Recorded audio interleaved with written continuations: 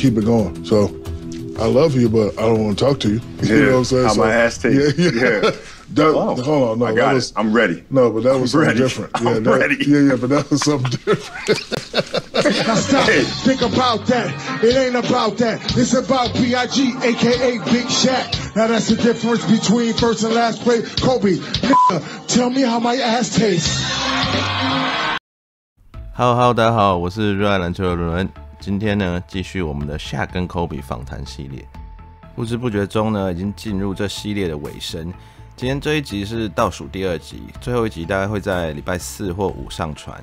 上2集两人讨论的是他们冲突最激烈的大概02到04年，最后 Shaq 被交易到热火 ，Kobe 续留湖人。剩下的这2集呢，都是比较温馨的。两人主要是讨论分开后，初期虽然敌对跟竞争意识还是很强，但随着两人的年纪增长，彼此对过去也渐渐释怀。最后呢，在2009全明星赛 ，Kobe 的一个举动让 Shaq 意识到，多年来他对 Kobe 都太差了，是个混球。于是呢，两人冰释前嫌，再次和好。另外，两人在这一集讨论到了 Shaq 一次意外流出在夜店的表演，真的是在当时引起了许多人的关注。我特地去帮各位找了完整版，让大家看看 Shaq 的饶舌功力。话不多说，因为已经说很多了，我们先看片再说。You split apart. Were you trying to get more championships than me? Oh, absolutely. You were? Absolutely. And I knew you were going to get one. I knew you were going to get one because of the energy, going into Miami and D-Wade and everything that was there. I knew you were going to get that one. So I knew I had to get at least 2 or 3. And the Miami Heat are champions of the basketball world! I wanted you to get that because I needed that. I wanted that. Like, I wanted people to say, see, this is what they're missing here. This is what they gave up for, right? Kobe should have been the one to go. Now he's in Miami. I needed that. I wanted that. I wanted everybody to hate me. I wanted to fuel off of that and just come back with so much anger and so much vengeance. So I wanted that. So when you won, right after you won, I went out to the track and I ran. And I did my conditioning. I did my drills. I woke up the next morning. I hit my weights. I did my 1,000 shots. I did everything humanly possible to get myself ready. But I needed it. I was like, all right, yeah, good. I needed it too. I think this will be the last game where this game gets a lot of hoopla. I don't think the public really wants to hear about it too much anymore. Shaq and Kobe actually acknowledged each other on several occasions prior to the open tip. We had a game on Martin Luther King Day. I didn't want them talking about beef on that day. Remember that day? Everybody was like, he goes back, and I just came to you and I put my hat out. I was like, I hold with his hand. Of course, man. Of course. And the so-called beef was over. They're going out of their way to show the world that they're getting along now, Mark. See, NBA stands for nothing but actors. Like I tell people this all the time, we had our disagreements, but in real life, it's not like I'm going to, have an argument with you when you're with your family. Right. Like it's this life. It's always Uncle Shaq. But we had to keep it going. So I love you, but I don't want to talk to you. Yeah. You know what I'm saying? How my ass tastes. Yeah. Hold on, no. I got it. I'm ready. No, but that was something different. I'm ready. Yeah, but that was something different. Now stop, think about that. It ain't about that. It's about B.I.G., a.k.a. Big Shaq. Now that's the difference between first and last play. Kobe, tell me how my ass tastes. I loved it. I loved every bit of it. I was in a comedy club. Yeah. And y'all had lost. Ray Allen, wide open three. Bang! A 38-point lead for the Boston Celtics. And after a 22-year absence, the Boston Celtics are NBA champions once again. Kobe 这里提到 Kobe tell me how my ass tastes， 这件事呢其实蛮好笑的。它的缘由是 Shaq 跟 Kobe 分道扬镳以后，两人初期的敌对意识还是蛮高的，那也是在心中都互跟对方在比较冠军数。Shaq 先在2006年在热火拿了1冠，但接着06、07、07、08的球季都相当不顺利。最后呢，他跟热火教练还有总裁 Pat Riley 一次严重的争执后被交易到太阳。当时 Shaq 已经36岁了，他心里很清楚，他大概不会再有拿冠军的机会了。于是剩下就是看 Kobe 能不能超越他。07、08赛季，湖人在季中在交易中获得 Paul Gasol。然后他们接着在西区的季后赛打败金块、爵士、马刺，并且在冠军赛对上宿敌塞尔提克，最终6场落败。Kobe 当时正值运动员巅峰的30岁，也夺下当季联盟 MVP。那看到 Kobe 在决赛失利，让 Shaq 松了一口气。过了几天，他在纽约的一家夜店狂欢，临时起意上台表演饶舌，狠狠地酸了 Kobe 一番。我们就来看一下这完整的影片。Check it, you know how I be. Last week Kobe couldn't do without me.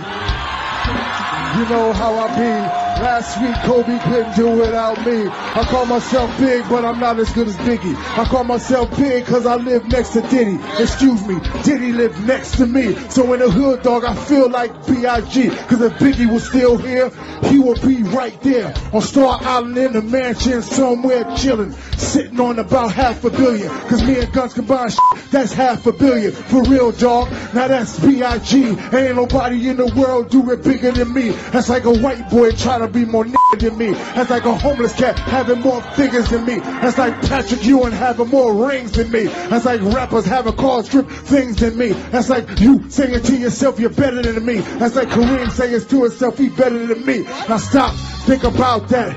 It ain't about that. It's about B.I.G. aka Big Shaq. Now that's the difference between first and last place. Kobe, nigga, tell me how my ass tastes.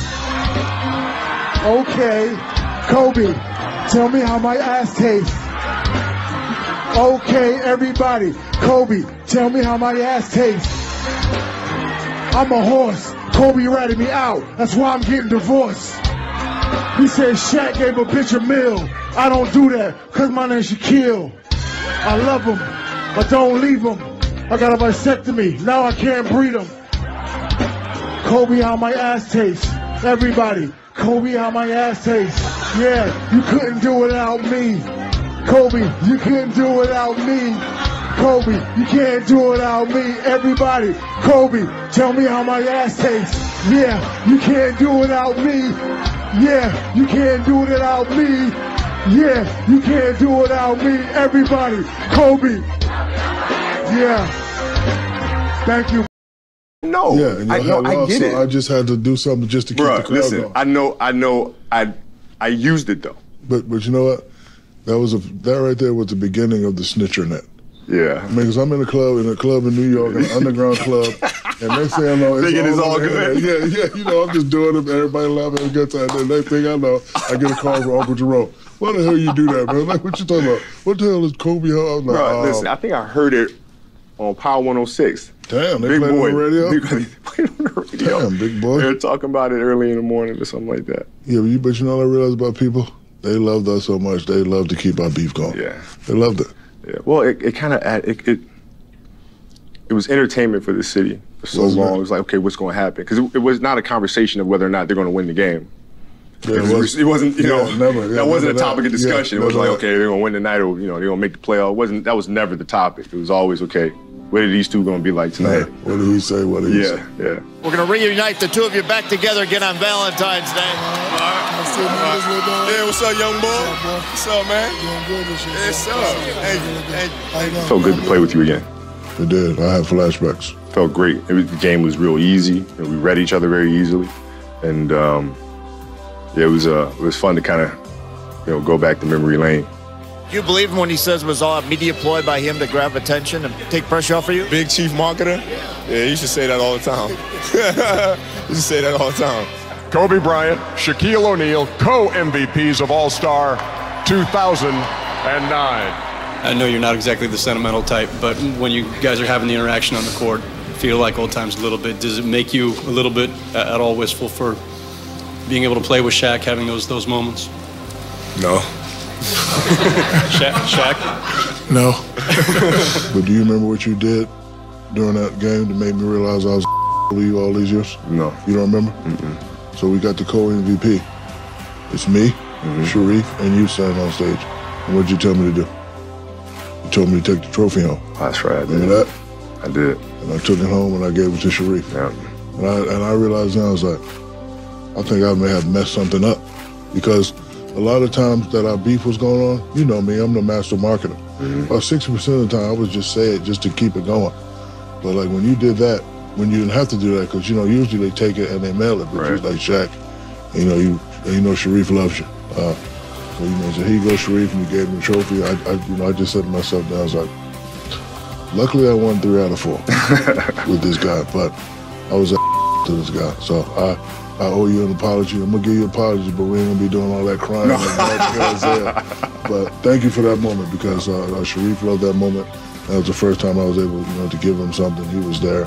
I was going through a lot at that time, and you know, he loved you for it. I love you for that moment. So thank you for that moment. Thank you. 2, 1. You remember when your jersey retirement, and I'm walking out, and we were in a playoff race in the hunt, and going south. And we were walking out, and I gave you that. I said, "Man, I love you. You know, congratulations, everything." And I was just, you know, happy for you. You know, but I couldn't help but say, you know, this night is made a lot sweeter because I know you have 4 and I have 5.